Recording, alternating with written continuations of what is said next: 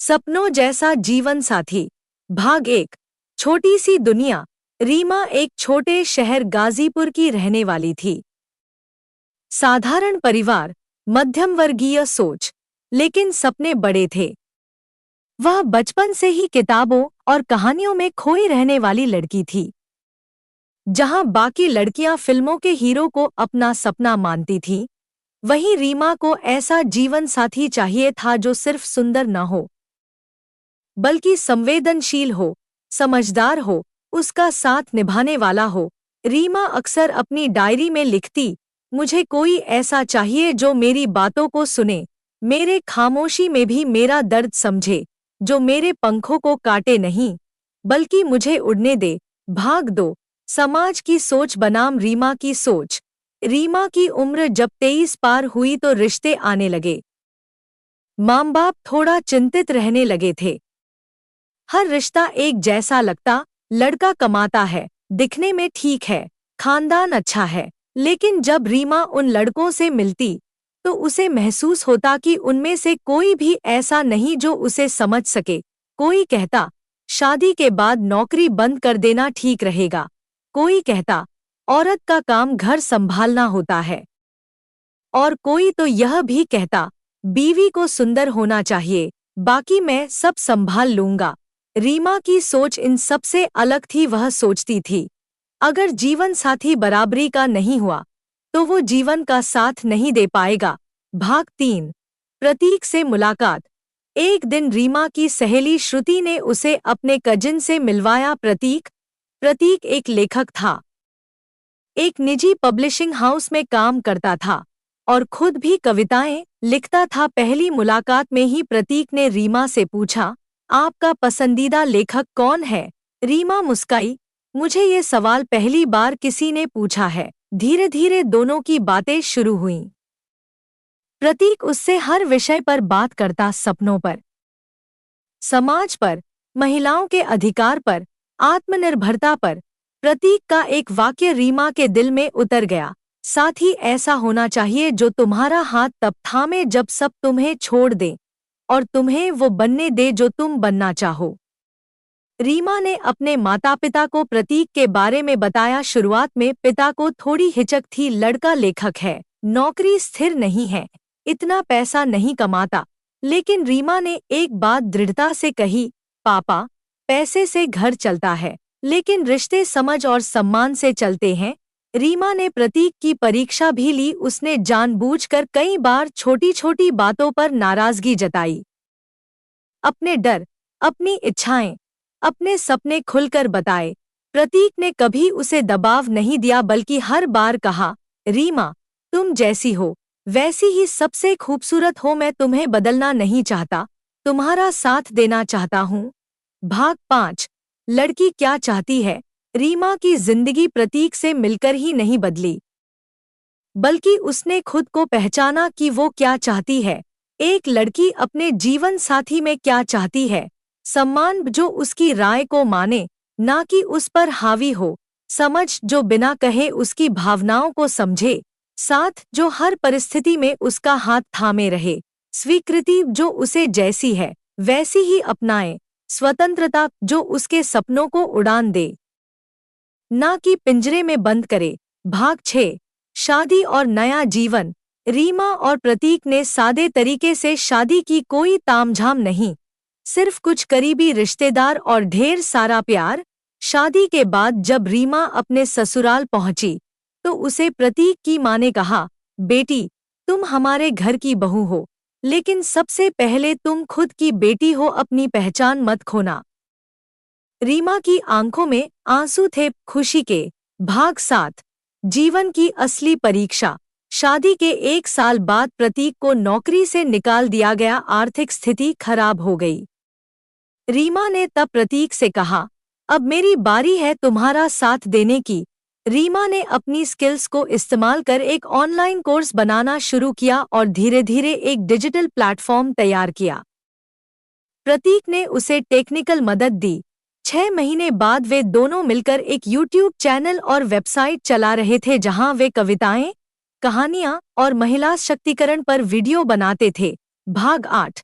समाज का जवाब। आज जब लोग रीमा और प्रतीक की कहानी सुनते हैं तो यही कहते हैं, ऐसा प्यार तो फिल्मों में ही दिखता है। पर रीमा कहती है, ऐसा प्यार असली जिंदगी में भी हो सकता है, अगर आप सच्चा जीवन साथी चुने। अंत। रीमा की डायरी का आखिरी पन्ना। मैंने कोई राजकुमार नहीं चाहा था, मैंने एक साथी चाहा था जो मेरा हो, लेकिन मुझे मेरी भी रहने दे। आज मेरा सपना मेरे साथ है और यही एक लड़की का असली सपना होता है। सास बहू का अनोखा रिश्ता। शादी के बाद रीमा को सबसे ज्यादा डर जिस चीज से था वो था सास बहू का रिश्ता, लेकिन प्रतीक की माँ, जिन्हें रीमा मांगजी कहती थी, बिल्कुल अलग निकली। एक दिन मांगजी ने रीमा से कहा, बेटा, मैंने जीवन में बहुत कुछ सहा है, मैं नहीं चाहती कि मेरी बहू भी वही सहन करे। तुम हमारे घर की बहू नहीं, बेटी हो। रीमा ने आंखों में आंसू लेकर उन्हें गले लगाया। वह समझ गई कि एक लड़की जब घर बदलती है तो उसे सिर्फ पति ही नहीं, पूरा माहौल चाहिए जो उसे अपनाए। और यही वो चाहती थी, एक ऐसा जीवन साथी जो अपने पूरे परिवार के साथ उसके सपनों की इज्जत करे। भाग 10। एक लड़की की पहचान। शादी के 2 साल बाद रीमा ने अपना पहला लेख, एक लड़की की पहचान, शीर्षक से एक मशहूर ऑनलाइन पोर्टल पर प्रकाशित किया। लेख वायरल हो गया। लेख में उसने लिखा था, हम लड़कियों को सिर्फ एक पत्नी या मां मत समझिए। हम सपनों की झील भी हैं, विचारों का समंदर भी हमें बहने दीजिए। जकड़िए मत। प्रतीक ने लेख पढ़ते ही रीमा को गले लगाया और कहा, तुमने वो लिखा जो लाखों लड़कियां कह नहीं पाती। आज मुझे तुम पर गर्व है। भाग 11। समाज की उंगलियां। लेकिन हर उड़ान को देख समाज ताने मारता ही है। किसी ने कहा, बहू को ज्यादा आजादी मिल गई है। किसी ने कहा, शादी के बाद भी करियर, पति को पूछती भी है। कोई बोला, ऐसी औरतें घर नहीं बसा पाती। प्रतीक मुस्कुराया और बोला, घर बसाने के लिए चुप रहना नहीं, समझ और समर्थन चाहिए।